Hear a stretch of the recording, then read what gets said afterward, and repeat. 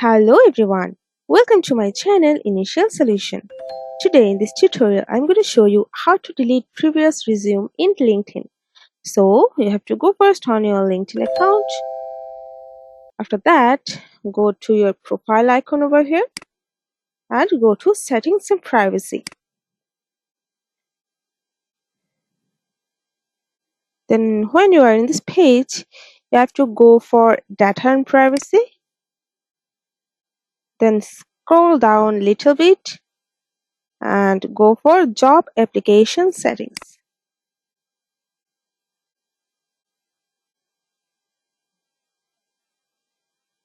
Okay, now you can see this is my resume here, which I uploaded before. Just click on this dot option and tap on delete, and it's done. So guys, this is how you can delete previous resume in LinkedIn. Hope this video helped you guys. If it did, then please like, comment and share. Subscribe to our channel and don't forget to hit the bell icon for more videos. Thank you.